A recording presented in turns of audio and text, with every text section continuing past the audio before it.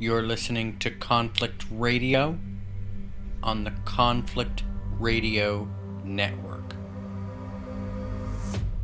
Greetings, and welcome to Conflict Radio. Today is February 11th, 2021, and today we're having David S. Brody on the phone. Now, David Brody from davidbrodybooks.com has written many books, including Romerica, Watchtower of Turtle Island, Treasure Templar, The Cult of Venus, The Oath of Nimrod, all kinds of cool stuff, Echoes of Atlantis. So this ought to be a fascinating conversation. We also have Jared Murphy with us. He's going to be joining us in the conversation with David tonight. Jared, how are you? Good. How you been doing? Oh, not too bad, man. You know, just getting through one day at a time, I suppose, with everything that's transpiring in the world around us. So, are you interested in this conversation? Oh yeah, I got to interview him on notaliens.com. I got to speak with him about Romerica a little bit, but he's such a well-researched looker at the past and the not just alternative, but it's one of those people who looks at the facts in the ground, and he's built some incredible stories around historical fiction, and it's going to be really fun to talk to him again. Awesome. Well, let's just, I guess we'll just get right to it. We'll be right back on Conflict Radio right after this. Well, welcome back to Conflict Radio. We've got David Brody with us. Jared is still with us. He was here with us on the intro, and David's with us today. He's written quite a few books: The Wrong Abraham, Blood of the Tribe, Thief on the Cross, The Isaac Question, Echoes of Atlantis, Romerica. David, how are you today? Doing great, Michael. Thank you for having me. Man, it's great to have you on. You have got a ton of books, and a lot of it is about the Templars. So I do want to talk about that a little bit, but I think we should get right into this Romerica, I guess, right? That's how you say it, Romerica? Exactly. All right. Well, I mean, that's interesting. Now, this is a book, and you're talking about, I guess, the Romans having been to, I guess, the continent of North America long ago. Will you tell us a little bit about this? What have you discovered? Yeah, right. So as you mentioned, most of my books talk about the Templars and really Templar artifacts and sites in America. So the idea that the Templars were here before Columbus, and that got me looking at other groups. Perhaps the Celts in the 6th century were here before Columbus. And then recently I stumbled upon a bunch of Roman era coins and artifacts on the eastern seaboard and also in the Ohio River Valley. And I sort of went down that rabbit hole to see, how much stuff is there? Is it legit stuff? I'm a lawyer by trade, so I'm really focused on evidence and critiquing evidence and parsing evidence and understanding evidence. And to me, that's how my little brain operates. And at a certain point, I found there was so much of it, so much evidence, and it was all pretty compelling. And it all seemed to be clustered right around the 2nd century, that I started believing that perhaps there was a hidden story here, a story that hadn't been told, a history that hadn't been revealed. And that's why I'm here today, to talk about that. But in my mind, there's a lot of evidence that indicates there was a group of Roman era explorers who found their way across the Atlantic in the 2nd century. All right. Where did they land then? If they come across the Atlantic, where would they have landed? So I'll tell you where the artifacts are, and that probably tells us where they landed. I came across this story. My wife and I just recently located to the North Shore of Massachusetts, a town of Newburyport. And in Newburyport, we're right on the coast here, right where the Merrimack River comes into the Atlantic Ocean. There's a barrier island called Plum Island. And periodically, after a big storm, people go out there with their metal detectors and they find Roman era coins. And in September 2016, a big storm came up the coast, and sure enough, a husband and wife went out there and they found about 24 of these Roman era coins clustered together. And I started looking into it and met the people and started reading about it, and you start saying, well, where did these coins come from? I mean, there has to be a story. There were literally up and down within a 10 or 15 mile stretch of this area of the North Shore, 6 or 7 different finds over the past 30 or 40 years. And so you start talking to historians and experts, and you hear things like, well, maybe seagulls brought the coins across the Atlantic and dropped them here. And I just sort of rolled with that. That makes, that when we talk about evidence, that's laughable evidence. Or maybe they were used as ballast in colonial era ships. I'm like, all right, well, that's equally silly, because why would you use coins as ballast when you got plenty of stones and rocks? And that makes no sense. And then I actually found a court decision that talked about how maybe they were buried by a grandfather hoping his grandkids would find them on the beach. And I'm thinking, you know what? If I'm going to go bury coins for my grandkids, it's going to be pennies and nickels and dimes, stuff that's, in my car at the beach. I'm not going to bring Roman era coins to the beach and have the kids find them. And so you start going through this and you say, Occam's razor, the simplest explanation is usually the right one. And so maybe the reason all these coins are here is because there was a Roman ship here, or ships got either blown off course or they decided to make the crossing, something wrecked. And then periodically as a storm hits, the ships, these shipwrecks shift in the sand and things get loosened and dislodged, and these coins wash ashore. So that's where it all started. So I think to answer your question, someplace on the North Shore of Massachusetts seems to be the cluster of where these coins are. But then there's a lot of coins and other artifacts out in the Ohio River Valley as well. So I think that the story continues out there. But the original landing spot, I'm guessing, is up, north of Boston.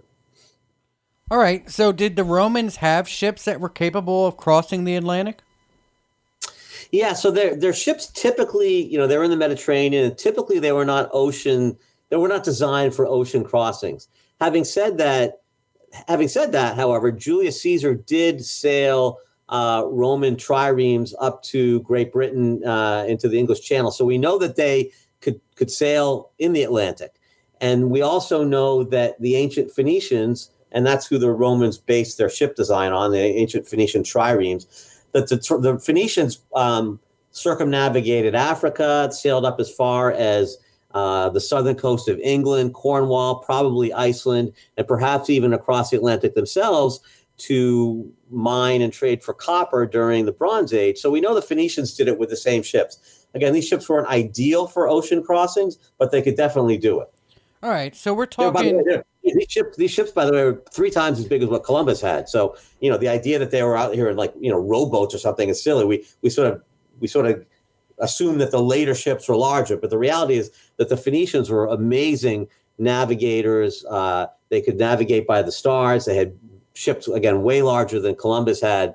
And these people were the merchant marines of the ancient world. So they definitely could have made the crossing. Whether they did or not, I suppose is an open question, but they definitely could have. All right. So what were these coins made out of? Was it valuable material? Was it just metal? Mostly bronze and silver. It wasn't, the coins themselves aren't particularly, valuable in their own right, but they're valuable from a historical perspective. And so I'll take you to the story the way I approach it. Again, the lawyer in me looking for evidence, I started saying, well, these coins are here. There has to be a story behind them. But if there are coins, there should be other evidence. And so I started looking at other areas of the Americas to see if other Roman era ships had made it across. And I focused in on 2 in particular. There was a terracotta head found in Mexico underneath the floor of a pyramid. And that layer was clearly pre-Columbus. So it wasn't something that was, this terracotta head wasn't deposited by post-Columbus explorers. And that terracotta head was subjected to thermoluminescence testing at an institute in Heidelberg, Germany, at the Max Planck Institute for Nuclear Physics. And the testing on that head revealed its age at 1,800 years before present. So we're, again, right back to that 200 AD, 2nd century AD. And it's clearly Roman. The guy's got a beard. He's got a Roman hat. The experts in Europe tell us this. So we've got this terracotta head, which is a real mystery. And this is one of the first things I came across. But it's Roman era, and it's found at a layer in Mexico beneath Columbian exploration. So there's a story there. Secondly, we've got these amphora in something called the Bay of Jars, Jars, in Brazil, outside of Rio de Janeiro. There's hundreds of these Roman era terracotta jars, again, dated using thermoluminescence to the 2nd century, on the floor of this underwater on the floor of this bay outside of Rio de Janeiro. And so many, again, that the natives call it the Bay of Jars. So we've got this hard science telling us these are Roman era artifacts, 2nd century, found in the Americas. So to me, that says, again, Occam's razor, something's going on here. So now the question is, what were they doing? Why'd they come? How far did they travel? Where else were they? And that's where sort of my book goes. We go out to the, and there's other stuff, by the way, in New England. There's amphora found in Castine Bay up in Maine. There's a Roman era shield found down on the south shore of Massachusetts in Marshfield, along with more Roman era coins. There's a Roman era oil lamp found west of Boston, the town of Clinton, along a riverway. So there's other Roman era artifacts, not only in Massachusetts and New England, but again, as I said earlier, we start to go out to the Ohio River Valley and we find more coins and more artifacts. And I think the story is that they probably landed here and then eventually made their way either overland through Appalachia, across the Appalachian mountain range to the Ohio River Valley, or instead they came out and back down around through the Gulf of Mexico, up the Mississippi River, and in the Ohio that way. But whichever the answer to that is, and that second way, by the way, would be consistent with them having come up through Brazil and Mexico and whatnot. But these artifacts, I like to say that the artifacts tell a story, and it can't be a story, and you hear this from oftentimes when people who are involved with archaeological digs, where artifacts are found and they're sort of out of place. And oftentimes what you'll see is the archaeologists basically toss them aside and say, well, they don't fit in with the existing timeline, so we're just going to ignore that particular piece of evidence. As a lawyer, that shocks me. Like I can't imagine that's acceptable. To me, I always learn that when you're building a case theory, you need to use every piece of evidence. And if other evidence comes in the door and it doesn't fit your theory, then your theory is probably wrong. You need to change it. So to me, whatever the story is, we need to use all these pieces of evidence to tell it. We can't just pick and choose, say, well, we're not going to use that piece because it doesn't fit our theory. All right. So let me, I'm going to ask you another question, and I'm going to turn it over to Jared for a little while because I seem to be taking up all the time here. Are there any, if they landed in Massachusetts and kind of traveled over into the Ohio River Valley, wouldn't there have been Native Americans here at that time? And have you searched and found anything from the Native American side that would suggest that they ran into them? Very much so, and that's where we'll go. That's where I go in my book, and again, the book itself is historical fiction. It's modern day, but it's fiction, but it's based on the history. So, and that's where I go in that book. There's a tribe of Native Americans known as the White Indians, the Mandan, Mandan tribe. When Lewis and Clark were exploring in the early 1800s, the Mandan, they visited the Mandan up in the upper Missouri River in the Dakotas, but earlier than that, the Mandan lived in the Ohio River Valley. And so one of the possibilities is that I haven't even got to that, this Roman group, and I'll talk about who I think they were later, but this Roman group, that the descendants of these Roman explorers basically turned into or evolved into the Mandan tribe. The Mandan tribe has a lot of European attributes, physical features, cultural characteristics, a lot of things that made early explorers refer to them as the White Indians, different than other Native Americans. And so the Mandan tribe, we don't find any evidence necessarily in the New England area. And I think partially that's because most of the Native Americans in New England were wiped out, but also partially because I think they landed here, but eventually they settled in the Ohio River Valley. That's interesting. Jared, you want to? I know you have some questions. I'm just going to go with what you said earlier. Just taking up all the time. There's just no time to answer questions in 90 minutes. None. Yeah. So you want to start saying your goodbyes now? That way, in an hour and 20 minutes, we'll be done. Hey, this is a Minnesota goodbye. You are correct. Yeah. So we're already at the end of the show. So we've had the chance to, of course, talk on this a little bit, and I actually want to go back that the Bay of Jars, I want to touch on that again for a second, because when it goes back to evidence again about what were the trade routes, what were the Phoenicians doing in America, what were they doing, what was everybody doing everywhere? Like, does it ever come up? Because I haven't read all your books, but do you factor in maps like the maps of the Sea Kings and the P. Reese map? Do you factor all that in that known travel routes? I do, but I don't get too deep into the maps just because they're so technical, a lot of them. Right. But when we talk about the Phoenicians, there's a fascinating artifact found in Brazil. It was found in Brazil. It's called the Paraiba stone, Paraiba, I believe. Unfortunately it was lost back in the late 1800s, but there's drawings of it. And essentially what it is it's a recounting of a Phoenician ship from about 3,000 years ago, right around 900 BC, that was blown off course and ended up landing along the coast of Brazil.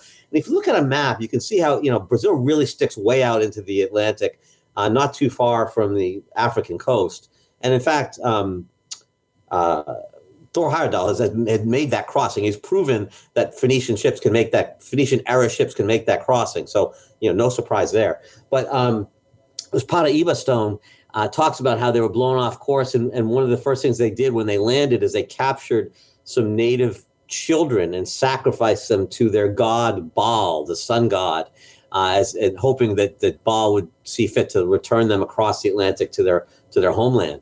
But that's just one of many pieces of evidence that the Phoenicians had made it down to Brazil. This would have been almost 1,000 years before the Romans. So, whether the Romans were following in the Phoenician footsteps or just got blown off course the same way the Phoenicians had done, it's not at all surprising that ancient peoples would have made it across, especially to Brazil, because it's much closer than other parts of America. So, when it comes to this Bay of Jars, I think one of the most interesting things that I like to point out personally is that if it was one ship, it wouldn't be a Bay of Jars. I think that seems like an obvious point, despite the size of the ships. And I think it's important for people to consider that all the finds that we're talking about and all of these methods, the new methods that are being applied to date these things, are still also these are physical facts underwater in the ground being revealed. And then there's this genetic component. And I know I wanted to jump back on the fact that there's just so many jars that it indicates a well-traveled trade route. But I kind of wanted to jump back to that tribe. And I was thinking about this the last time we talked about where you have blonde, you basically have, Caucasian, what you just have blonde haired, blue eyed, whatever. You just don't have Indians like that, we thought, but we know that they existed across the continental United States. In this particular tribe, do we know where they were buried? Can we do genetic testing? Is this just not an option? So you're speaking about the Mandan tribe. Let me just comment quickly about your comment about the jars, and I think that because it's an important one.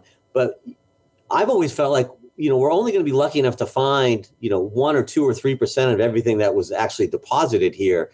And so when you find a bay of jars and there's 40 or 50 or whatever there is there, you have to figure there's 10 or 20 times that someplace else that you haven't found, because this is 2,000 years ago. So just to amplify the point you made, Jared, that when you find more than 1 or 2 of anything, you're talking about a significant amount of density of travel. There has to have been a lot in order for this to have accumulated as many artifacts as we're finding. Same thing with these coins. So I think it's a very good point. I didn't want to let that go. But as far as the Mandan tribe, as far as DNA testing goes, that would be wonderful. Unfortunately, we run smack dab into the federal statute from the 1970s, the Repatriation Act, NAPRA, that you just can't take the bones and do anything with them. You're just not allowed to. And so we're left with testimony of, and by the way, the Mandan tribe,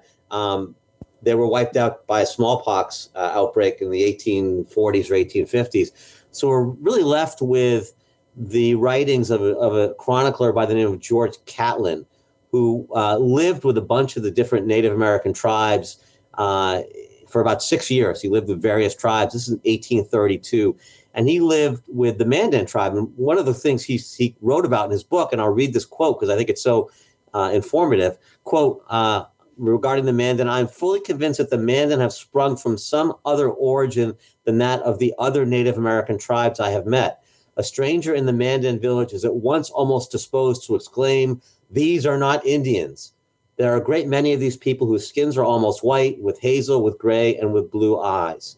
And he goes on to talk about the construction of their homes, the way that they dress, even the way that they build their canoe is very similar to the way that the canoes are built in the British Isles. He goes on to a lot of detail and basically is convinced that they not only don't look like other Native Americans, but they don't act or speak. Their language is different. They have very little in common with other Native American tribes. And so it would be nice. It would be really nice to be able to do DNA testing, but I just don't think that's going to happen given where we are legally at the federal level. It's frustrating. It's the same thing I have. It's my issue with the practice of any of these. I mean, we have soft tissue. Even if we didn't, we have clear evidences of extensive human races that we don't have anything other than a glance at. And it's not the only location. I mean, there was, I remember the first time I ever heard this was Joseph Campbell, doing that interview with Bill Moyers and him talking about blonde-haired, blue-eyed Indians in Montana. And I'm like, what? And that's not just a one-off or a mystery. This is a significant paradigm shift. It's not just shifting the narrative. It's just a completely different story than the one that we've been told about a guy named, as you pointed out, Christopher Columbus, who never actually came to America, which is, how does that guy get credit? I mean, who decided that? Like, well, this never happened. This is now what we're going to teach every kid. All right, that aside, do you let the evidence, I wanted to ask you more about the book. And when you're writing Romerica, do you just generally let yourself get inspired by the general topic and then nerd out on the search? Or does it kind of evolve from a pre-planned story that you are just looking to embellish the details? So it starts out with, I like to call it gathering the ingredients. So the first thing I do is I go down that rabbit hole of research and I look to see if there's enough evidence to tell the story. Because to me, it's like selling the story to the jury. There has to be enough there that the jury doesn't laugh at you. And I don't want my readers to laugh at me and say, oh, Brody took a Roman coin, 1 coin or 2 coins, and he wrote this whole story about it. And, it's awfully flimsy. It can't be that way. So the preliminary threshold for me is to find out if there's enough evidence to make this a compelling enough story to try to tell. Once I reach that point, now it's a question of sitting down. I've got all the ingredients are on my kitchen counter. Now I got to make the meal out of them, right? And I'm not a very good cook, by the way, but when it comes to writing, I'm not one of those writers who outlines and plots everything out and plans everything. Basically, I sort of throw it all together and see where it goes. And what I like to have happen, and sometimes it happens and sometimes it doesn't, is I believe firmly that if you put interesting characters into interesting situations, they do interesting things, and they tend to do those interesting things on their own. And as a writer, if you can evolve from creating a story to reporting on a story, in other words, the characters start to write the story themselves, and you as the author just become the scribe who recounts that and records it, that's a really fun place to be. And again, sometimes it happens and sometimes it doesn't. In Romerica, it really happened well, probably the best of all the 14 novels I've written. It took me only 101 days to write the entire book from chapter 1 to the end. And typically it takes about twice that long. It's about 6 months for me, typically. This was 101 days, like I said.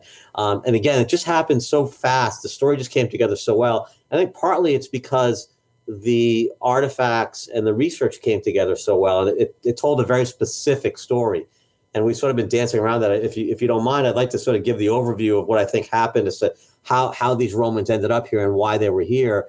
Do you mind if I do that, Jared? Yeah, Michael? No, that was that's absolutely great. I just didn't want to reveal too much about the story, and this would be perfect if you would do that. That'd be yeah. great. That's what Yeah. I actually was going to ask you. Like, do you think maybe they got stranded here? So maybe go ahead with So that I think, story. and Jared and I were talking about this earlier off the air about the Roman legion that somehow might have ended up in China.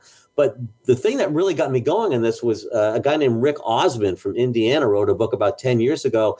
His research in Indiana, finding ancient, what he called Roman era forts, led him to do some fascinating work on the Ninth Roman Legion, which was stationed in England in the second century and basically disappeared from history. And Osmond's theory was that maybe for some reason they crossed the Atlantic and resettled in the Ohio River Valley. And that explains all the Roman era forts and the Roman era armor and the Welsh writing. Again, they were stationed in England. So even though they were Roman, they would have been English speaking after having been there for a generation or two.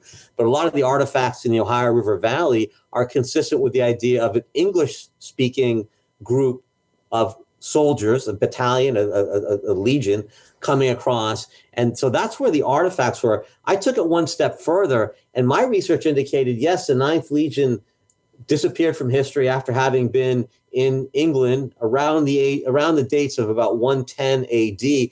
But I have them actually being reassigned to put down the uprising in Jerusalem around 132 AD. This is something called the Bar Kokhba uprising. There was an uprising in about 66 to 70 AD that was called King Herod's War, in which time the Romans came in and wiped out most of the Jewish population and put them down. But there was a second uprising about 2 generations later, again, the Bar Kokhba uprising. And at this one, the Ninth Legion was called in. So one of the possibilities is the Ninth Legion ended up in Jerusalem, perhaps occupying the Temple of Solomon. And we all know that the treasures of the Old Testament have all disappeared, pretty much all disappeared. You've got the Ark of the Covenant, the golden menorah, the rod of Aaron, the table of shewbread, the pot of manna, all these things that are talked about essentially disappeared. And so this is where the fiction comes in my story. But what about the possibility that the surviving Jews at the temple cut a deal with the Ninth Legion and said, "Hey, if you save us, we're going to ransom our lives back. We've got the temple treasure, and we'll share it with you if you take us wherever you're going and save us." And the Legion said, "Well, we're not going to take the stuff back to Rome and give it to the emperor. We want to keep it ourselves." It's the equivalent of about $1.5 billion worth of treasure. And so maybe they decide to cross the Atlantic and hoard their treasure at some safe haven, brought some of the temple, the priestly families that were in charge of maintaining and guarding the temple, some of the Jewish families with them. And that's why we not only find a lot of Roman artifacts in the Ohio River Valley, but also some Jewish artifacts, including specifically some Bar Kokhba coins, along with other Roman coins. And we can get more deeper into that. But that's sort of an overview of how I get them across and what the story would be behind why these Romans, A, came across, and B, stayed. Well, that would suggest that the reason the Templars came here was not to bring the treasure and hide it themselves, but to look for it. I like that. I like that. The temple treasure, the Templar treasure, may have been the things we just talked about, but it may have been more monetary in the sense it may have just been gold and silver, or the Templar treasure may have been something like esoteric knowledge, secret writings, the truth behind ancient Christianity. So this is sort of the sweet spot of my research and most of my other books is what is the Templar treasure and where did they hide it? And I think it goes beyond just the temple artifacts. I think there's other things that go into that. But yes, I think that it's entirely possible that one of the reasons why the Templars came across was either to look for treasure that had been lost or to add their treasure to the stash that was already here. Jared? Yeah, it's more and more pretty obvious about who was coming here in general.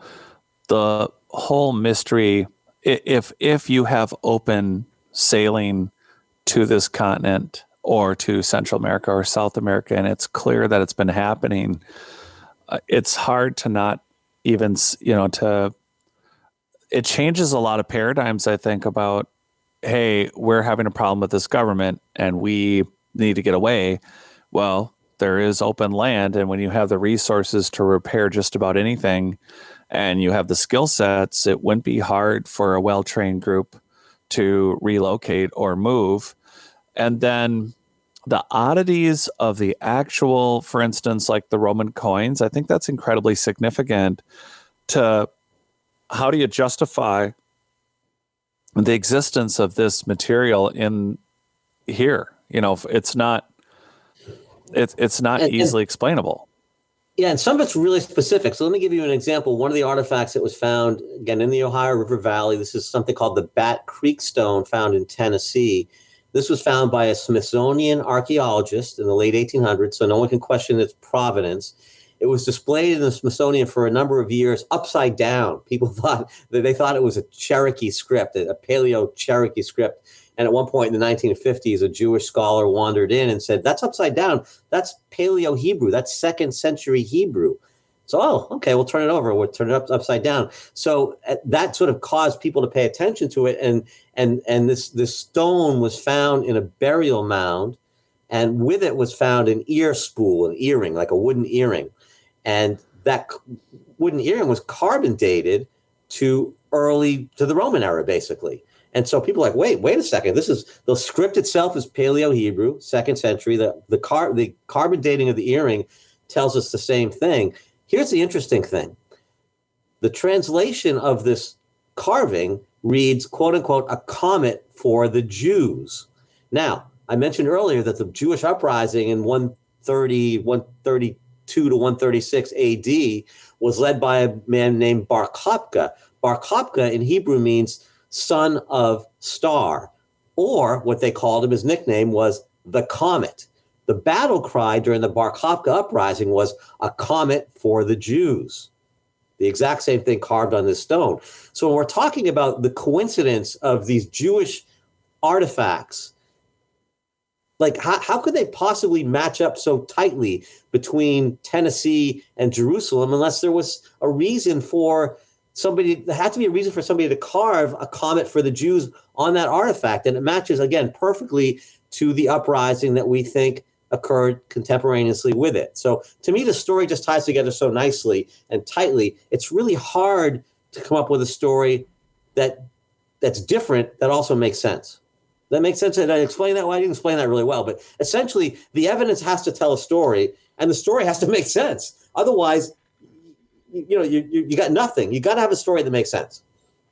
Now, let me ask you a question, Jared. In the year 200, do you think it's possible that there were still giants here? I'm not saying that that's random, but in the year 200, we have the stories. So I've been revisiting a lot of stuff with Easter Island and Rapa Nui and some of the Dutch explorers and their commentary that, look, you're not going to believe me, but there are people here that are 12 feet tall. And the women are not 12 feet tall, but there are redheaded people, there are blonde-haired people, there are, like, they described every race on Easter Island. And there were accounts of that. And granted, we're talking now 1,400 plus years after what you're saying. And we always think of giants as being, oh, well, it must be somebody that was, 50 feet tall. And in reality, we're talking 7, 8, 12, 15, 18 foot, whatever. The chase to find the bones, anything that we can actually identify beyond morphology with actual DNA testing to say, yeah, this is human. It appears to be significantly larger. That's a tough one. But we have eyewitness accounts by sailors hitting Easter Island saying, I'm looking at a 12-foot tall person. And then, of course, I live in Minnesota, and I live near Mound, Minnesota, which is nothing but burial mounds. And it's it's obviously pretty famous now between Minnesota and Wisconsin, the amount of burial mounds that were found. And quite frankly, it's not like I think they dug every single one up. I think it's quite possible that there are many that have been overlooked still. And these are, again, the in situ burials were allegedly really tall human beings that the Smithsonian, of course, came out and got rid of, and there goes the story. So is it possible in 200 that it wasn't just gigantism, that it wasn't just what we're calling a deformation, that it was an actual legit, like, giant people? I don't see why they wouldn't take them out in kind of a Brad Pitt, Troy movie sort of way to terrify an army. I don't see it. Not, you're right. So I'm all in on this and I think I go back a little earlier, back to the ancient Phoenicians, who I think came over here to America to mine and trade for copper. This would have been during the Bronze Age, so maybe 1,000 years before what we're talking here, so maybe 800 BC. But I think that if you look at the Bible and the accounts of the Bibles, all the giants lived in the hills of Lebanon, which is the Phoenician homeworld. That's where the Phoenicians were. And so to me, if the Phoenicians are coming over here to mine copper, it makes sense you bring your biggest, strongest guys, doesn't it? Like that just makes sense to me. So I think if the giants were here, and basically, the Native American accounts essentially imply that they appeared sort of suddenly, that all of a sudden these giants were here and they were at war, and eventually the Native Americans took them out finally. But there talks a lot about how they were marauding for quite a while, but it makes it sound like they appeared sort of suddenly.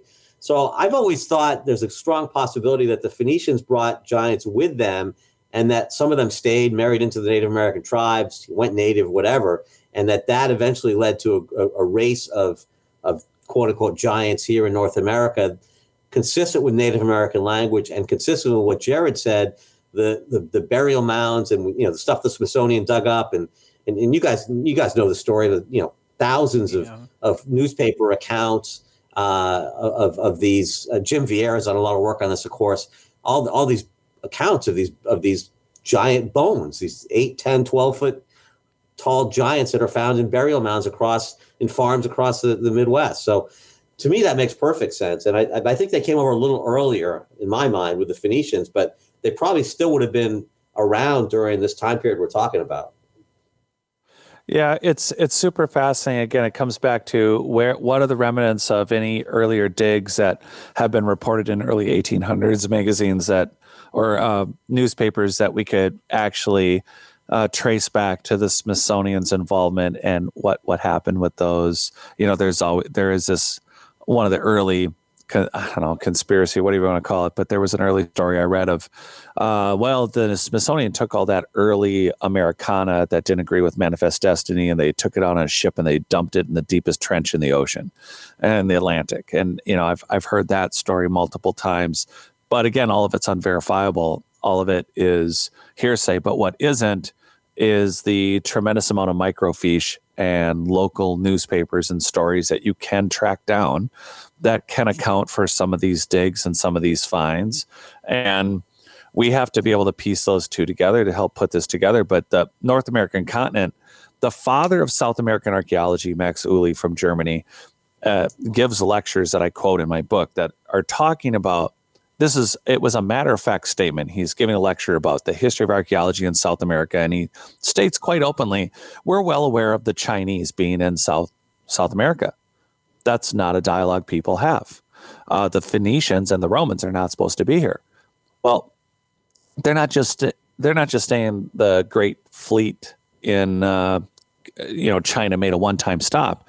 It appears that both sides of this continent were visited by either Asia or Greater Europe. So we have it in the genealogies. I mean, we have it in names of cities. The languages are very interesting. And like you pointed out, that ruins that from the grave that had that early Jewish Phoenician writing where literally displayed upside down. It takes a Jewish rabbi to say that's upside down, and that's part of the Ten Commandments. She wasn't a rabbi. She was a patent attorney from Chicago. Henrietta Mertz was her name. But she's the one who she called it.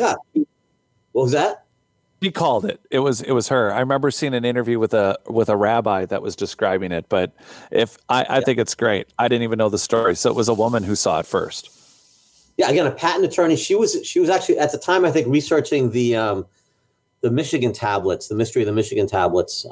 She was just an amateur, like us, not necessarily a historian for her primary job. I love her story because she's a lawyer like I am and does this on the side like I do. So I thought it was just great. But again, for her, it was all about following the evidence back to its natural starting point. Like, it's all about the evidence that Scott Walter talks about. It's all about the science. And for me, it's all about the evidence. But basically, it's the same thing, that there is a story these artifacts tell, and you just have to follow it. Follow the breadcrumbs through the woods, and eventually you find something.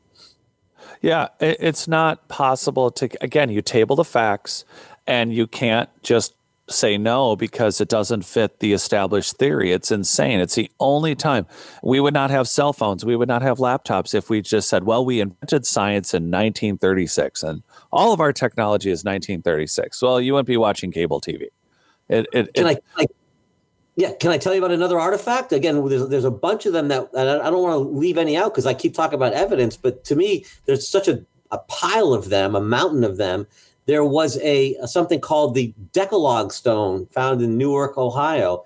It's a carving of Moses, and around Moses is Hebrew letters, which basically is the Ten Commandments. We know it's Moses because his name is above it. It says Moses in Hebrew above him. And the tablet, the carving was sitting on a wooden platform, and the platform was sent for carbon dating, and it came back around 100 AD. So again, right in line with our 2nd century, a group of Jews coming over here. And again, it's impossible, I think, to say that the Native Americans would have carved a Hebrew artifact. It makes no sense. 2nd century, 1st century, 2nd century, like, there has to be an explanation for this. And so again, it's not, in my opinion, it's not just the Roman legion coming over here. They had to have had Jewish members with them in order to have carved the Bat Creek stone, the Ten Commandments stone, the Decalogue stone, in Ohio. There's a fort also in the area, which is designed to look just like a Hanukkah menorah. It's an 1823 drawing done by the Army Corps of Engineers, and it's really compelling because it looks just like a menorah and an oil lamp, which are the two symbols of the Hanukkah holiday. So again, the Romans had no interest in that holiday. The Native Americans clearly knew nothing about the holiday, and yet we have these 2nd century artifacts and sites telling some kind of story. Yeah, and this, it just doesn't end there either. I do think it's important to remind people that we have dolmens all across America. They are significant even in Montana, and there are things like you said, Scott Walter, he explored a monolith, or it was an alleged monolith up in Minnesota that was way up north. I had never seen it before. It stood very tall. And there, to his point, there is some geology. When you get a geologist to look at something, it can look significantly different once you have the training for it. But also, nature is incredible. It does incredible things. But you can't explain the man-made, shelter-looking to tall dolmens that are across this country that are clearly built in prehistory as we know it. And were they built 7,000 years ago? Were they built even older? Were they built pre-Younger Dryas? We clearly have a continental occupation, and even dating back to the 2018 to the release of the LiDAR scans for Guatemala, it's very important for people to understand that we thought that 5 to 6 million people, when I grew up, I was a kid, and I was told, oh yeah, everybody came across the Bering Land Bridge, and they got really busy, and they built lots of pyramids in Central and South America, and then they died off. And now we have a LiDAR scan with 60,000 structures in 800 square miles, and them saying, well, we could be looking at 15, 20 million people just based on these LiDAR scans. And that's just of the 60,000 structures and superhighways that they found in an 800 square mile search of a 5,000 square LiDAR plan that is still ongoing. And that's just in one Central American country. And like Walters pointed out, in Wisconsin, you have corn that has to be maintained by people that is 8,000 years old. You can't accidentally grow corn. It is a managed corn. It would not look like corn. There would not be the corn there. It is 8,000. The strand that is existing currently, and there's the thing. It's not like they went around and tested all the corn. There could be corn that's even older, but we know that the snapshot of what's going on here in the United States and in from Canada to Central and South America is a significant amount of history that is, whether it's 200 AD or 200 BC or even, let's go back to that 8,000 year range. There is a significant amount of people that are clearly here across the entire hemisphere that are traveling by boat to other places, because you don't end up with redheaded people and blonde-haired people at Rapa Nui in prehistory. And again, to the amphora in the Bay of Jars in Brazil, to the northern coasts of the United States, and the Kensington Ruin Stone all the way here in Minnesota, in Alexandria, Minnesota. There are clear indicators that our world was much more well known in antiquities than it is today. We are not as familiar with maritime travel. I think these people, it's been proven, outside of Thor Heyerdahl famously making the actual trip out on one of those rickety things to Easter Island that he made, there are plenty of examples of ancient seagoing people that it was almost in their genetic memory. They could literally just look, whether they could see a star or not. They knew how to traverse the water even without devices. It's been proven that they can do this.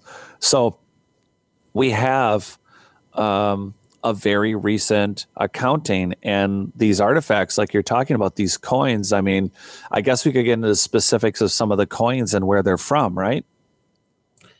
Yeah, you don't even need to. I mean, they're basically, every coin tells a different story. And the great thing about coins, of course, is because their date is right on them. And if the date happens to have been worn off, you just look at the profile of the emperor and you know what years he ruled, 2, 3, 4, 5 years, whatever.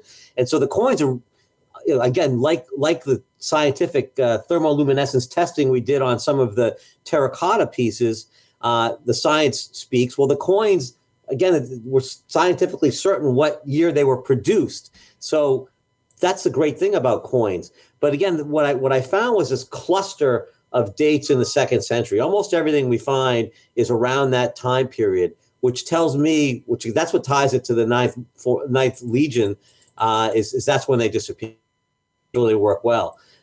You mentioned earlier about this idea of the human condition, about seeking out new life and new civilization, that whole Star Trek introduction that we all grew up watching, to boldly go where no one has gone before.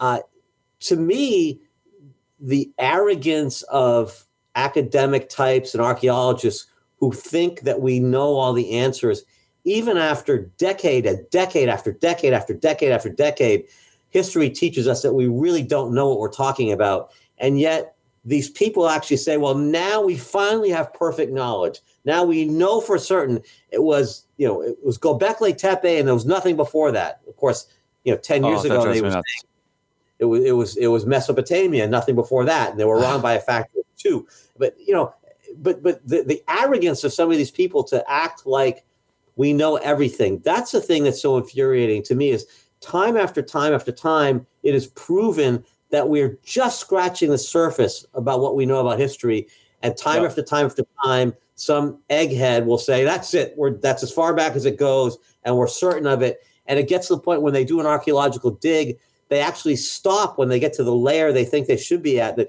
this is where they want to be. And they don't go down any further, because God forbid they might find something older. So they actually stop. That's to me, it's almost criminal what some of these people do in the name of protecting their own reputation. Well, it's not just protecting their reputations. It's a cover-up, I think.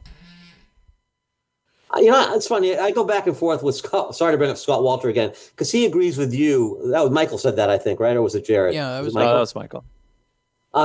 Scott actually thinks it's a cover-up, a conspiracy. I just think it's selfishness and self-preservation. I think academic types don't want to have egg on their face by being found out to be wrong And so they just they put their fingers in their ears and close their eyes and say, I don't want to hear, I don't want to see. And so they purposely don't investigate things again because they don't want to have egg on their face. I don't think it's a great conspiracy as much as it is human nature, selfishness, not wanting to be, not wanting to have to admit that they were wrong. So I'm not sure, maybe those are the same thing in a lot of ways, but I don't find this whole grand conspiracy as much as I find just human nature being such that nobody wants to have to say I was wrong, you know? That's what I see. But that part of it's true. I no matter what, the academic hubris is guilty on all accounts. And it's unfortunate because I have always grown up being, I often wonder if it's part of a psychological profile to people who funnel through the system a particular way. They appreciate agreement. I mean, it's literally the story of the emperor's new clothes. I mean, the emperor has new clothes and they're part of the courtier. They're part of that group and they agree with that because they've been trained and they want that approval, and that approval is gained through a certain system. But the reality is this is not the entire picture. Truth and fact are not opinions.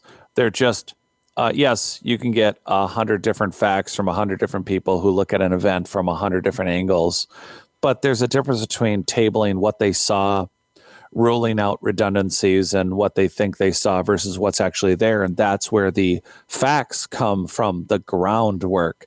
And you don't stop digging until what used to be you hit bedrock. That's the point. Jared, can I give you an example? Because I think what you said is exactly right. I wanted to give an example to sort of illustrate it, if I may. In doing my research, I mentioned that there was about 24 these Roman era coins that were found in September of 2016 after a big storm. And I was fascinated to read it wasn't a court proceeding as much as it was a regulatory body. There's something called the Underwater Archaeological Board here in Massachusetts. And technically anything that's found belongs to the state. And the finder has to do a petition to this board and get the board to agree that the state relinquishes control of whatever was found. They need what's called a finding of no historical significance. And so this couple, this husband and wife, they bring these 24 coins in front of this board. They're all Roman era. They tell the whole story.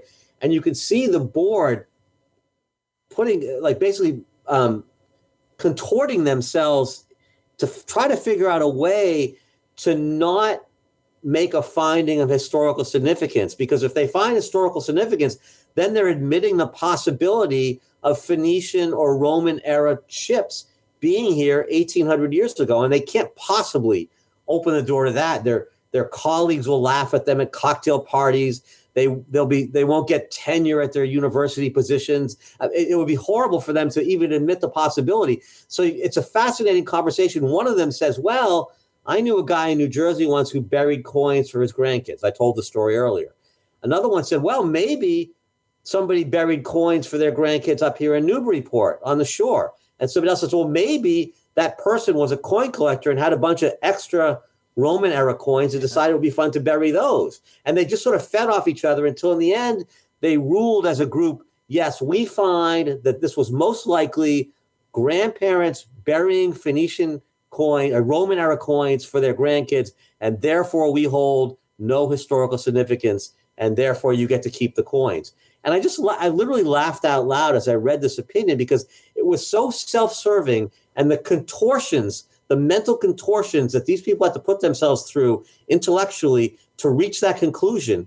But in the end, they all sort of held hands and sang Kumbaya and said, yep, that must be what it is. The grandfather burying the Roman coins for his grandkids.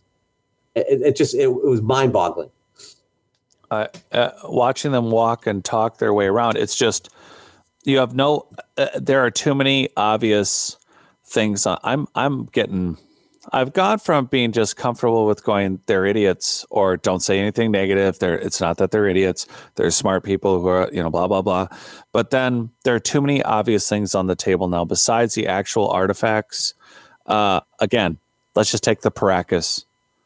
What are you going to do with elongated skulled people with single suture lines, four magnum that don't match up. They're on the continent. And now what are you going to do with LiDAR scans that are showing cities of tens of millions of people that could have been here? And now what? I'm the one screaming. I've not said it like this. I'm the one screaming about engineered soil all over the planet. Biochard, intentionally biomass charred soil that was made by the hand of man because either they were farming, it's highly nutritious, or they were using it for biofiltration of they were trying to get rid of carbon dioxide or heavy metals. So we're talking about a human population, like you said. Göbekli Tepe drives me nuts. It's like, okay, we have to admit it. It's 12 to, well, when I started doing research, I didn't know any better. I didn't have a conspiracy in mind. Klaus Schmidt, there was carbon testing, which has been scrubbed. It's like a Mandela effect. I cannot find it, but I'm going to say it. 36,000-year-old organic carbon dating was found in organics at the Göbekli Tepe site, which, mind you, is only 5% dug up. And I've gone ballistic on this before because it's a site of 6 that we know of that is at least 12 to 20,000 plus years old. And they got 5% of it dug up. It's now the first ever. Everyone is still a Neanderthal, a Denisovan, a wandering idiot in Neolithic lifestyles who said, wouldn't it be cool if we built giant, really well-hewn megalithic pillars, but we're going to fill it all in with river rock. So that doesn't show multiple years of occupation by different peoples. And of course, we cut these big 25-foot monoliths, but we're going to just use sticks. So when you do an artistic interpretation of what this site looked like, that we have 5% dug up, which explains that there were never more advanced people on the planet. Everyone has lineally gone from banging rocks to where we are sitting here in this conversation. Nobody was more advanced, but you have things that irrelevant to the erroneous conclusions you're drawing in this beautiful story you're telling, which is more fiction than anything you or I have ever written. And then you have, and then you have the Paracas, you jerks. There are actual skeletal remains of people that do not have the same genetic makeup.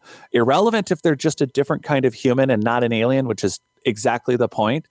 The point is that we have not a few.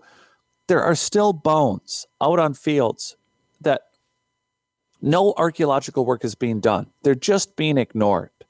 So just do the damn work. That's where I'm at with this. Sorry, I'm getting angry about this now. It's like, do the work.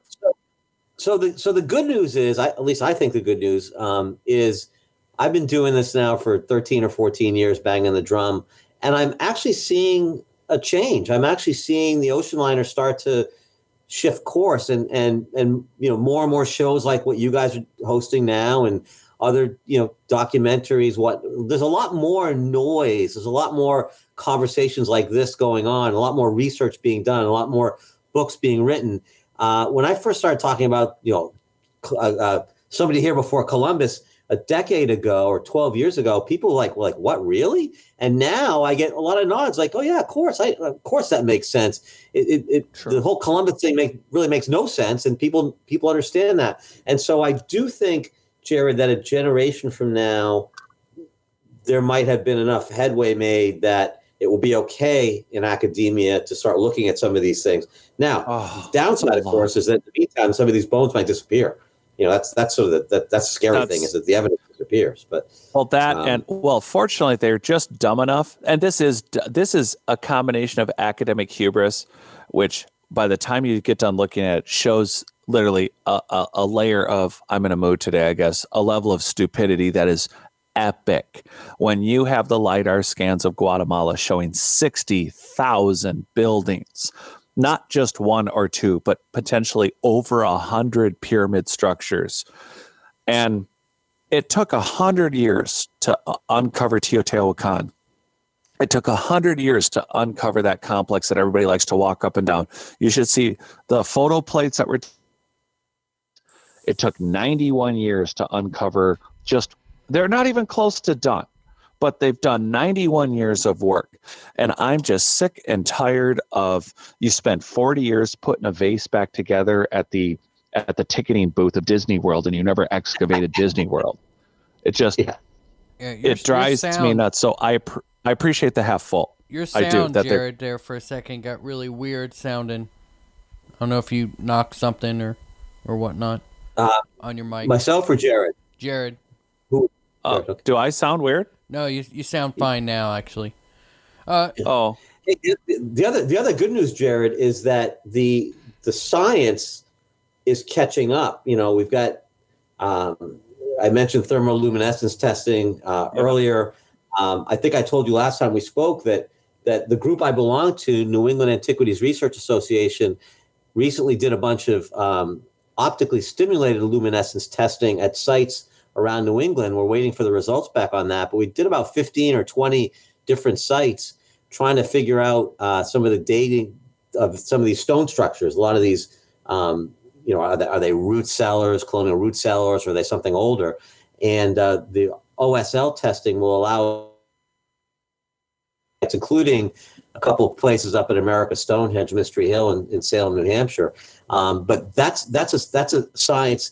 It's fairly common with soil, but now that it's expanding to be able to use stones, actual rocks that from the chamber itself. And so that's a growing area. And then I wrote about in Romerica something called uranium, thorium, helium testing, which allows you to test gold objects to see when the last time was the gold was in a molten state, which obviously would be the day it was constructed. Wow, they can actually date that? I'm sorry, I don't mean to cut you off. They can date that?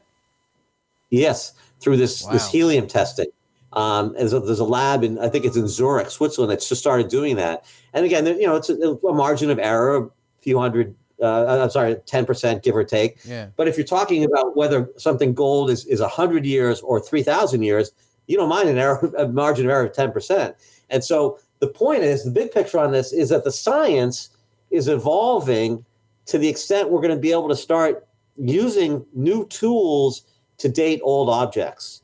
Scott Walter and I talk a lot about preserving a lot of the pre-Columbian artifacts, like the Kensington Runestone, which is being preserved, the Westford Knight up in Western Massachusetts, which is something that I'm familiar with. But the idea being to preserve these so that as science catches up, we can then apply the new tools before the object gets lost to history, lost to time.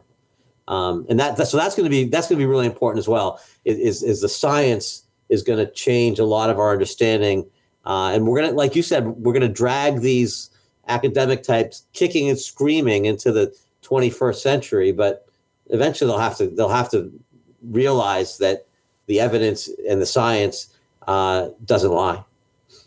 Yeah, actually, for the sake of the audience, we got to be friends with Dennis Stone of America's Stonehenge. We interviewed him months ago now, and I've been working with him on some of his old, or some of the archaeological reports, and that is all really super fascinating. But I think if you could expand on, you were involved, what you did when you were in the organization, you weren't for a little while, and then you've come back. But I do think that work and that organization that you've been involved with is pretty fascinating. I think people would like to hear about it. Yeah, so it's called New England Antiquities Research Association, and coincidentally, it was founded by Dennis Stone's father back in the 1970s, I believe. Dennis and his family has owned the America Stonehenge / Mystery Hill site since around that time period. It's a site in southern New Hampshire that we talked earlier about the Phoenicians coming across here to mine and or trade for copper, mostly in the Great Lakes. But I think they stopped. They built sort of a base camp along the East Coast at America Stonehenge, which is only about 6 miles from the Merrimack River. So I think that was their base camp, and then they proceeded out to the Great Lakes region from there. And there's a lot of evidence about that site. We don't need to get into that now. A lot of evidence at that site that indicates a Phoenician dating and presence there.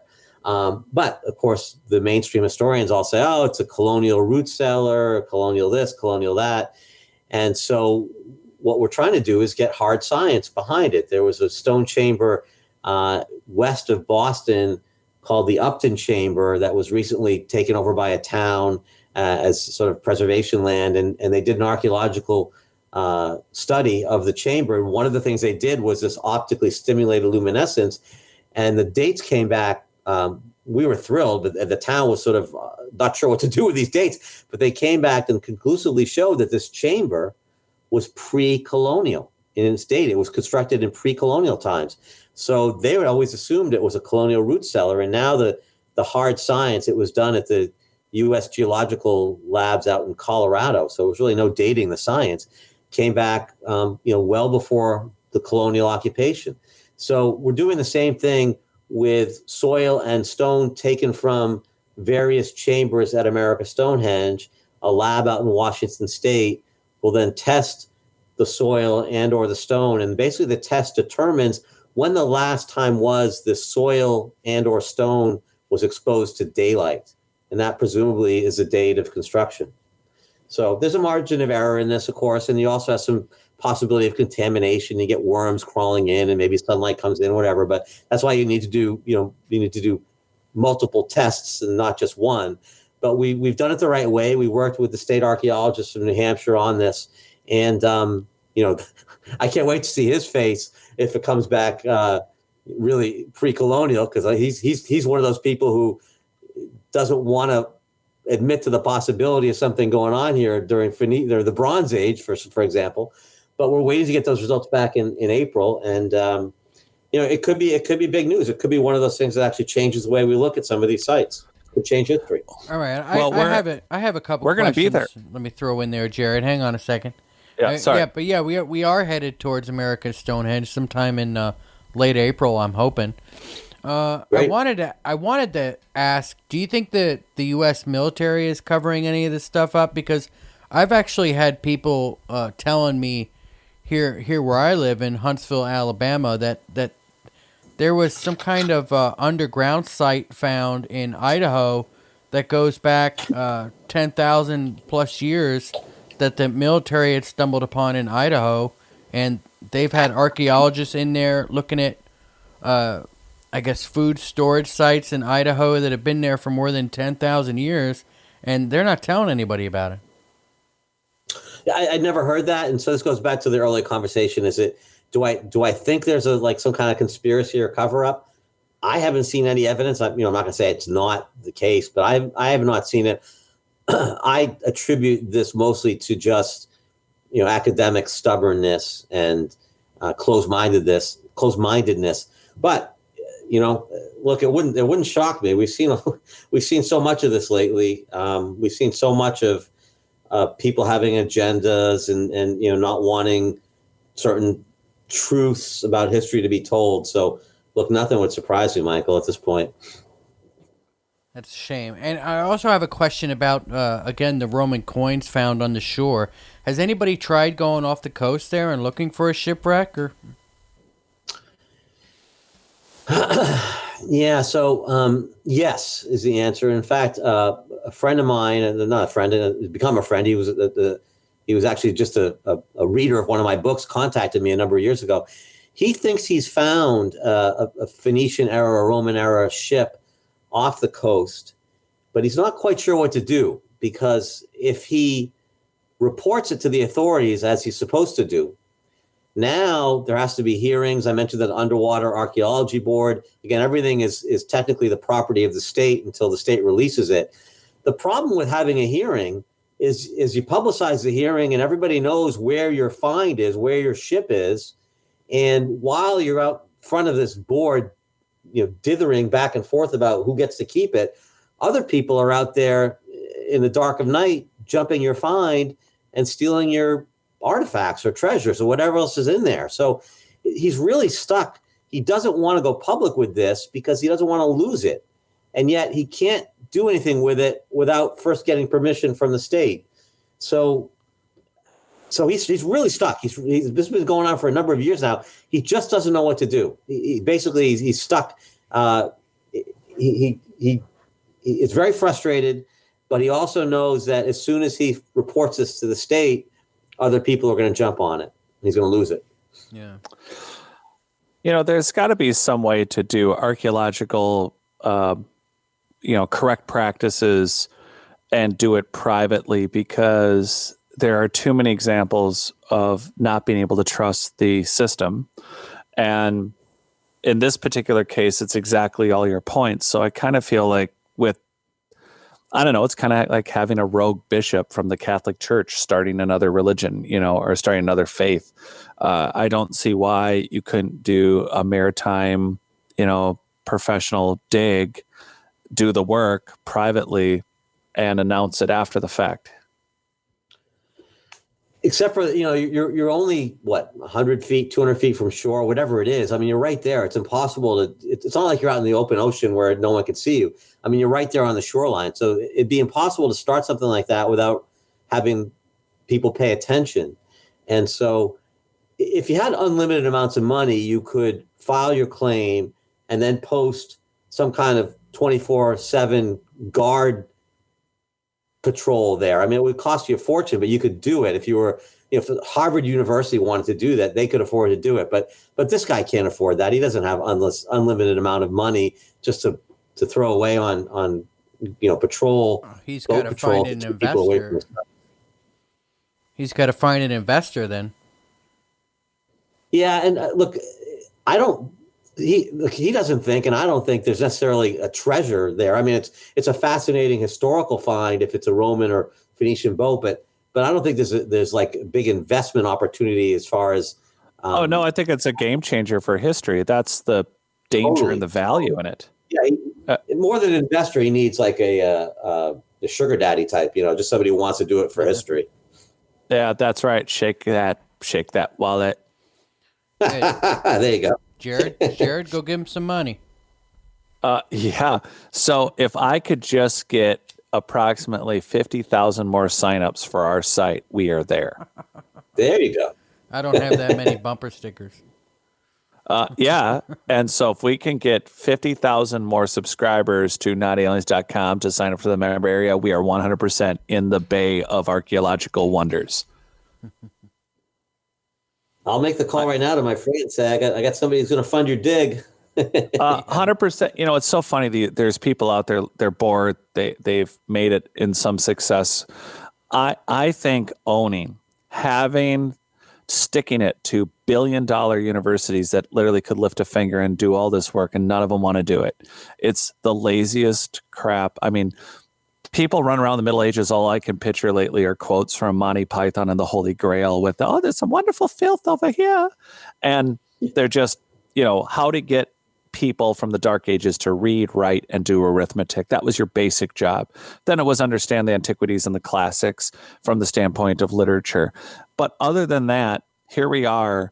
And our most successful entrepreneurs, I mean, it's a whole nother dialogue, are dropouts. There are people who go against the system.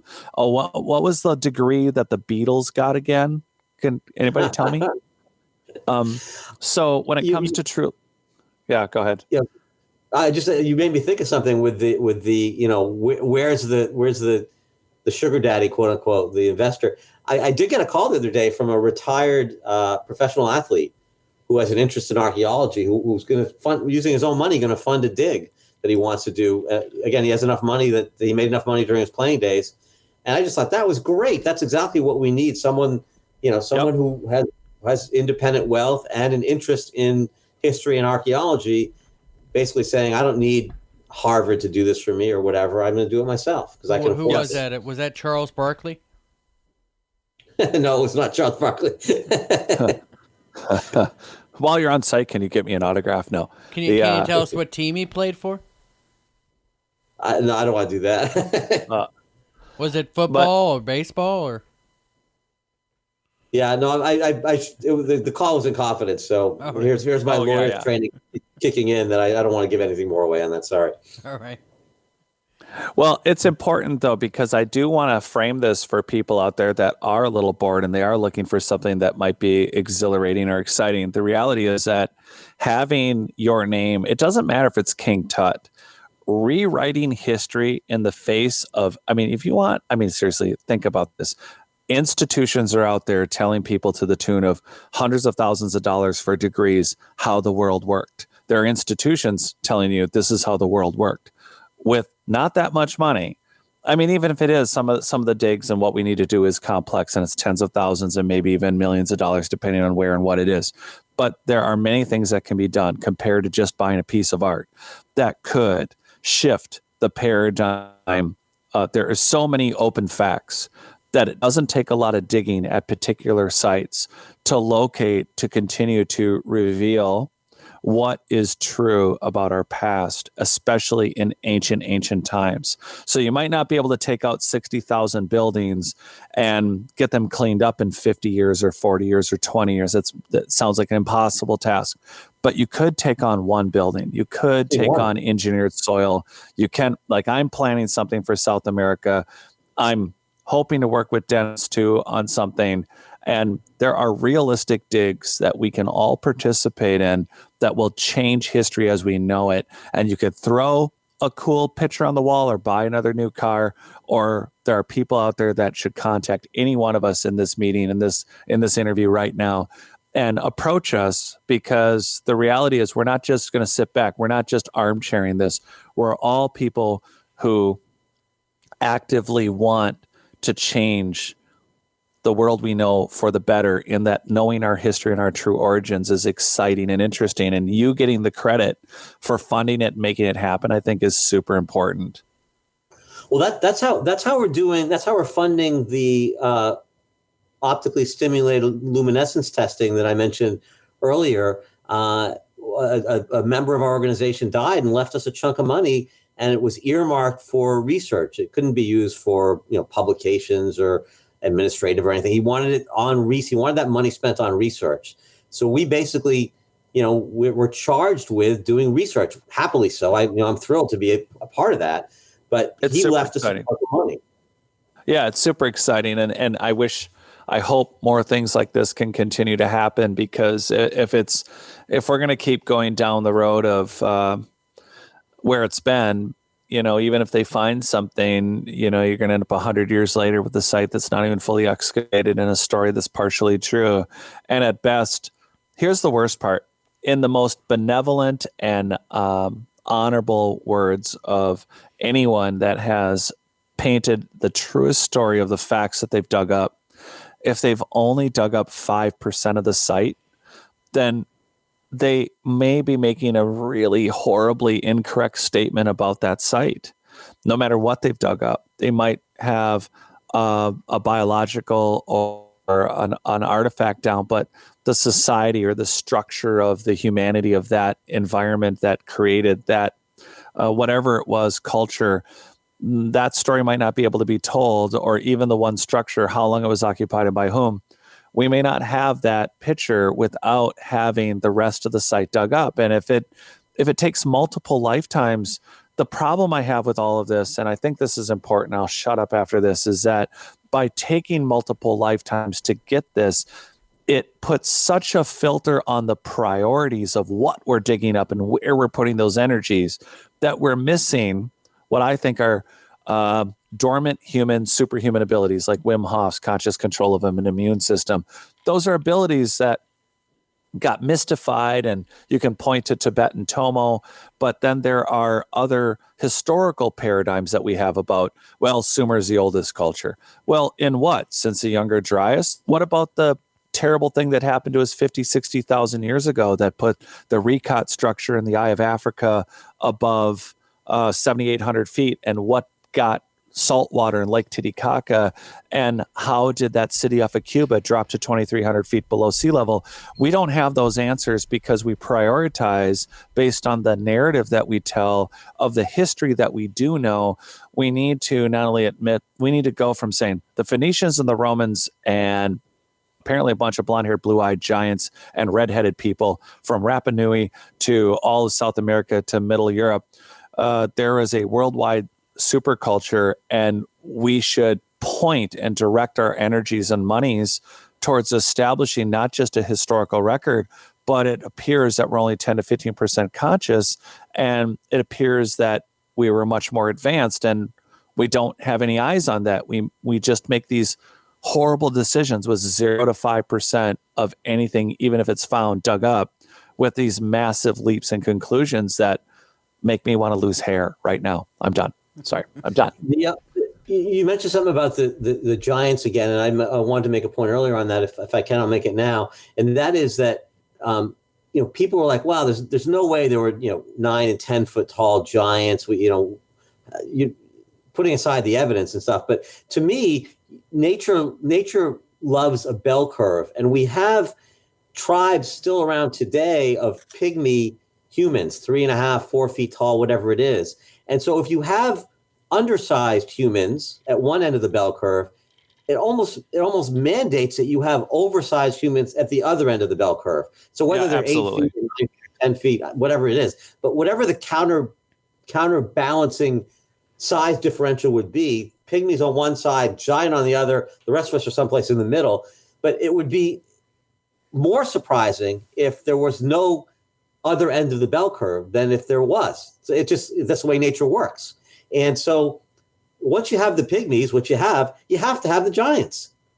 To me, the burden is on other people to say there was no giants. We get plenty of evidence there was between the Bible there's still giants and the bones. today. I'm sorry, was that a question? No, I'm just saying, I think there's still some giants out there today. I mean, just look at Andre the Giant. I love Andre the Giant. Yes, Minnesota. Andre would have been the little runt of the litter. We're talking. Andre was 7 foot. Yeah. We're talking 8, 9 feet, 10 feet, whatever. Yeah, I agree with you. Yeah, it's not random. I when people refer to, that poor person has gigantism, we're talking about, and again, our definition of natural. We're talking about technology, biotechnology that we're not using. And when it's running amok and in safe mode, it's like, well, that person is 7.5 feet tall and they shouldn't be that tall. Well, what if they weren't supposed to be 7.5 feet tall? What if they were supposed to be 12 or 10?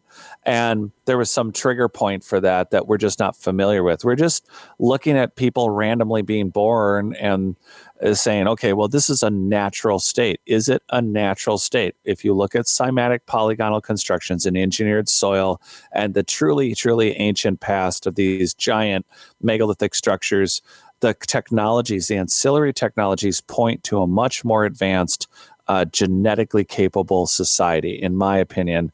And I think based on the evidence, and it wouldn't have been difficult to say, well, this end of the spectrum, we need some short people to work in these situations, and we need some large people to work in this situation. And for a society that's engineering everything and terraforming from soil to cymatic polygonal placements for earthquakes and other frequency and energy work, not woo-woo, but actual frequency and energy work, it's not going to be hard to program a human genome. But if you forget how to do all that and everything's just kind of happening, then, wow, that person has gigantism. And then we have little people that are, they're dwarves. But what do you call a pygmy? A pygmy is a pygmy. They are just born pygmies. And it's a race. It's a race of people. It's not just right. Deformity of any. It's everybody. Yes, agree. Yes, thank you for clarifying. Yeah, that's what I was poorly trying to say, is that this is not just a term for size. These are an actual people's. It's just bananas. Yeah, I mean, gigantism is just another word for angel DNA, right? That's a whole nother conversation, Mike. We probably don't have time to get too deep into that, but yeah, that whole I one of the novels I wrote was called The Oath of Nimrod, and it gets into all of this giant stuff, and by the way, the Oath of Nimrod is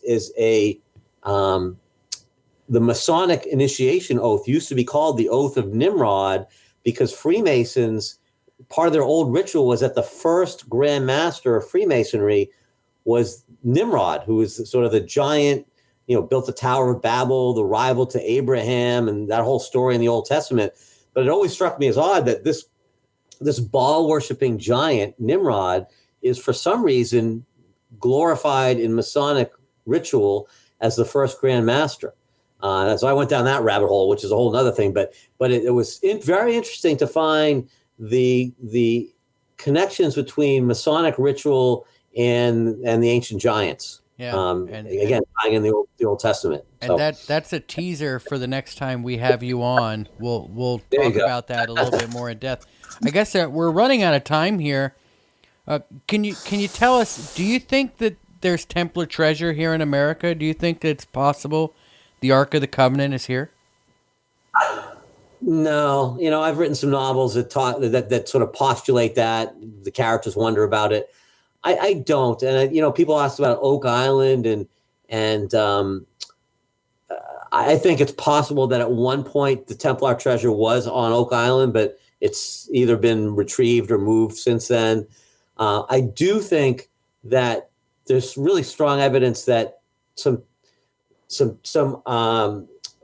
ancient scrolls were uncovered by the Templars underneath the Temple of Solomon in Jerusalem back in the early 1100s, and ended up in the Catskill Mountains for a while. There's something called the Cremona document. You guys may have seen Zena Halpern book or Don Rue's book about that, and I was part of that early excavation up on Hunter Mountain in the Catskills looking for that stuff. And I think there's some truth to that. And one of the fascinating things that was supposedly found in one of these scrolls was the marriage contract between Mary Magdalene and Jesus. So there's in my mind, a possibility that was here, that was brought over by the Templars to get it out of Europe, to keep it safe, maybe brought back, I don't know. But those kinds of things I think have come back and forth a few times. But as far as like the Ark of the Covenant or the Golden Menorah, I've seen no evidence that those are here. It wouldn't surprise me, but I'm not going to say I think they're here. Yeah. All right. Well, you want to tell everyone where they can find you? Of course. So my website is davidbrodybooks.com. It's Brody. Best place to get my books, honestly, is just on Amazon. They're available paperback and on Kindle. The first three are available as audiobooks. I do try to keep them affordable. The idea is I want people to read these, to become passionate about them the same way I am. I'm fascinated by this. They are fiction, but they're chock full of history. They are full of images. I want readers to understand that when I write about this stuff, even though the book itself is fiction, the artifacts and sites are real. So I do include pictures in there. I have some people say to me, well, I only read nonfiction. And I say, try this. There's tons of facts and information here. You won't walk away from this wishing you had more information. But in addition, the benefit is, hopefully, if I did my job right, it's a fun story, a bit of a roller coaster ride along the way. So again, davidbrodybooks.com, or just go to Amazon. The series is called the Templars in America series. That's probably the easiest way to look it up. Awesome. Read them in any order. You don't have to start at the beginning. This is the latest one called Romerica. It's the 11th in the series. But again, you can jump right in there and then go back to the beginning if you want. All right. And just so everybody knows, that link will be in the description box below. We'll be right back on Conflict Radio right after this. Welcome back to Conflict Radio. That was David Brody. Jared, what do you think? Oh, that was exactly what I was hoping. It was really fun.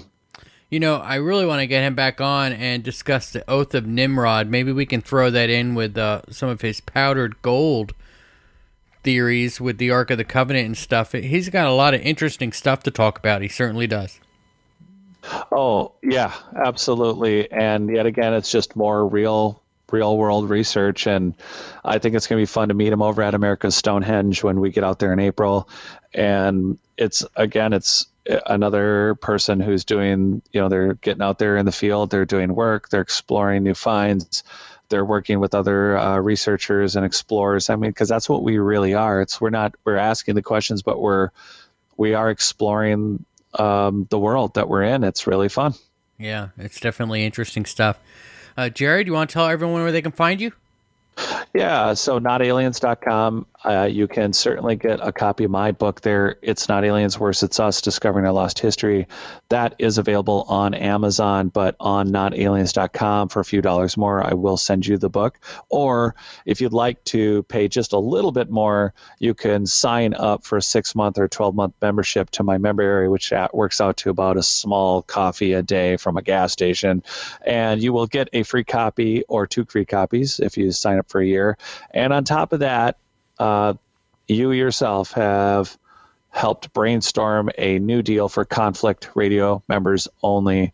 That means that you can sign up for that membership for the 6 months. You can get a conflict is the code. You can use that code, conflict, and you will be able to get a Conflict Radio bumper sticker. You will get a free copy of the book, and you will be able to get a extremely discounted membership of another 40% off. So that's going on right now too. There you go. I think it's $40, right? $40, you get a signed copy of the book and a Conflict bumper sticker. Yeah, it's you talked me into it, so that's what's going on. Yeah, well, we got to tell everybody, right? It's $40. Oh, you get a free yeah. signed copy of the book, and well, actually, you're paying, I guess, $40 for a signed copy of the book and the bumper sticker, and then you get 6 months of unedited programming from Jared and I over on the notaliens.com website. Yeah, there's a lot of cool stuff on that. There's a lot of cool photographs. There's stuff being added all the time. There's research being added. It's absolutely worth your time to check it out. Awesome. So I just want to let everybody know you can always find us online. Just go to www.conflictradio.net. You can find Conflict Radio on Twitter and Facebook. You can also find us on Apple iTunes and all of your normal podcast catchers. Well, Jared, I guess that's going to do it for us today. Until next time, batten down the hatches and be safe.